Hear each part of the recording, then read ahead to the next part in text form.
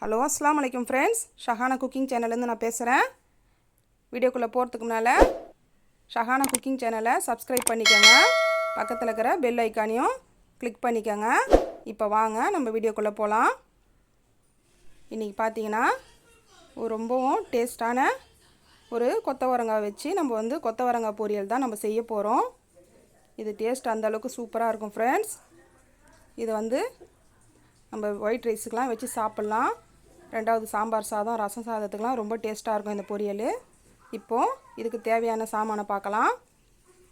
இப்போ பார்த்தீங்கன்னா நான் ஒரு 1/4 கிலோ கொத்தவரங்காய் தான் எடுத்திருக்கேன். ஃப்ரெஷ்ஷான கொத்தவரங்காவை இந்த மாதிரி எடுத்துக்கோங்க. எடுத்து 2-3 டைம் நல்லா வாஷ் பண்ணிவிட்டு அது இந்த மாதிரி கட் பண்ணிக்கோங்க.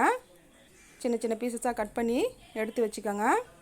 இப்போ பார்த்தீங்கன்னா தண்ணி ஒரு பாத்திரத்தில் எடுத்து கொஞ்சம் அது கொதி வர அளவுக்கு வந்ததும் அதுக்கப்புறம் நம்ம எடுத்து கட் பண்ணி வச்சுருந்த கொத்தவரங்காய் அதில் போட்டு சும்மா லைட்டாக ஒரு கொதி மட்டும் வரட்டங்க. ரொம்ப வேக வச்சிடாதீங்க. இந்த அளவுக்கு கொதிக்குது பாருங்கள். இப்போ நம்ம ஸ்டவ் ஆஃப் பண்ணிவிட்டு தண்ணியை நல்லா வடிகட்டி எடுத்துக்கலாம். இது எதுக்கு நம்ம தண்ணியை வடிகட்டுறோம்னா, இது அப்படியே செய்கிறத விட இந்த மாதிரி கொஞ்சம் தண்ணியில் சூடு பண்ணி அதை ஒரு கொதிக்க வச்சு நம்ம செய்யும்போது அதில் பித்தம் இருக்குன்னு சொல்லுவாங்க. பித்தத்துக்கு அந்த காய் இந்த மாதிரி தண்ணியில் நம்ம வடிகட்டி செஞ்சோம்னா அந்த பித்தம்லாம் உடம்புல நம்மளுக்கு ஏறாது. அதனால் நான் வடிகட்டிட்டேன். இப்போ பார்த்தீங்கன்னா ஒரு கடாய் எடுத்து வச்சுக்கோங்க. ஒரு 1/2 ஸ்பூன் கடுகு, 1 ஸ்பூன் வெள்ளை உளுந்து, 1 ஸ்பூன் கடலைப்பருப்பு. அது நல்லா பொன்னிறம் ஆகிற வரைக்கும் இந்த மாதிரி மீடியம் ஃப்ளேமில் வச்சு வதக்கிக்கோங்க.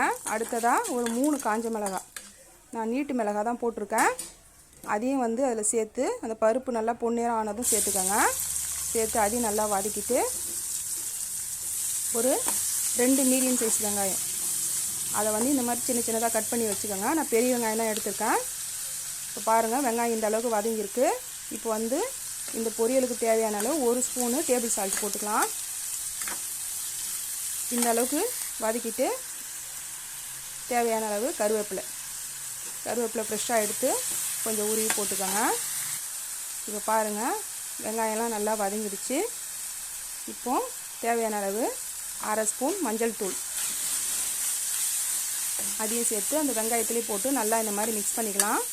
நம்ம காய் போடுறதுக்கு முன்னால் இந்த மஞ்சள் தூள்லாம் நம்ம உப்புலாம் சேர்த்துட்டோம்னா காய் நல்லா கலராக இருக்கும். அதனால் மிக்ஸ் பண்ணுறதுக்கும் நம்மளுக்கு கஷ்டம் இருக்காது. நல்லா ஈவனாக அந்த மஞ்சள் தூள் எல்லாத்துலேயும் மிக்ஸ் ஆகிடும். இப்போ பாருங்கள் நான் எடுத்து வடிகட்டி வச்சுருந்த கொத்தவரங்காய் காயை நான் அதில் போட்டுக்கிறேன். பாருங்கள் ஃப்ரெண்ட்ஸ், கொஞ்சம் கூட தண்ணி இல்லாத சேர்த்துக்கோங்க. இப்போ இந்த எண்ணெயிலே ஒரு 2 நிமிஷம் நல்லா மீடியம் ஃப்ளேமில் வச்சு இப்படி வதக்கிக்கோங்க. காய் இந்த அளவுக்கு இருக்கணும். நான் மிளகாத்தூள்லாம் எதுவும் சேர்க்கலை. இப்போ பாருங்கள் இதுக்கு இப்போ தான் நான் தண்ணி ஊற்றுறேன். தேவையான அளவு நான் ஒரு 1.5 டம்ளர் தண்ணி ஊற்றிக்கிறேன். இந்த மாதிரி தண்ணியை ஊற்றிட்டு ஸ்டவ்வை மீடியம் ஃப்ளேம்லேயே வச்சுக்கோங்க. ஏன்னா காயின்றதுனால சீக்கிரம் வெந்துடும். நம்ம வெந்நியில் வேற போட்டு கொஞ்சம் கொதிக்க வச்சு எடுத்துருக்கோம். அதனால் ஒரு 5 நிமிஷத்துலேருந்து 7 நிமிஷத்துக்குள்ளே அந்த காய் நல்லா வெந்துடும். காய் ரொம்ப வேக வைக்காதீங்க, பொரியல் நல்லா இருக்காது. ஒரு 80% வெந்ததுன்னா கரெக்டாக இருக்கும். இப்போ பாருங்கள் நல்லா வெந்து வந்துடுச்சு காய். அந்த தண்ணி எல்லாம் நல்லா அந்த கொத்தவரங்காயில் இறங்கி காய் நல்லா வேகுது. இப்போ பார்த்தீங்கன்னா நம்ம தேங்காய் ஒரு 2 பத்தை எடுத்து துருவி வச்சுருக்கோம். அதை இப்போ நம்ம அதில் சேர்த்துக்கலாம். இந்த மாதிரி காய் துருவுறதுல இந்த மாதிரி ஒரு 2 பத்தை தேங்காய் மட்டும் எடுத்து அந்த காய் பொரியலுக்கு நம்ம சேர்த்துக்கலாம். துருவி சேர்க்கும்போது டேஸ்ட்டு சூப்பராக இருக்கும் சாப்பிடும்போது. இப்போ பாருங்கள் தண்ணி எல்லாம் வற்றி காயும் நல்லா வெந்து வந்துடுச்சு. தேங்காய் போட்டு சும்மா 1 நிமிஷம் மட்டும் நம்ம கிளறிட்டோம். இப்போது சுவையான கொத்தவரங்காய் பொரியல் நம்மளுக்கு ரெடி ஆயிடுச்சு ஃப்ரெண்ட்ஸ். இதை நம்ம ரசம் சாதம், சாம்பார் சாதம், காரக்குழம்பு, லெமன் ரைஸு, புளி சாதம் எல்லாத்துக்குமே நம்ம லஞ்சு கூட கொடுத்து விடலாம். அவ்வளோ டேஸ்ட் சூப்பராக இருக்கும். உடம்புக்கும் ஹெல்த்திங்க. இதே அளவுகளோட நீங்களும் ட்ரை பண்ணி பார்த்துட்டு கமெண்டில் எப்படி இருக்குன்னு தயவு செஞ்சு சொல்லுங்கள். இந்த வீடியோ பிடிச்சிருந்தா லைக் பண்ணுங்கள், ஷேர் பண்ணுங்கள், மறக்காமல் சப்ஸ்கிரைப் பண்ணுங்கள்.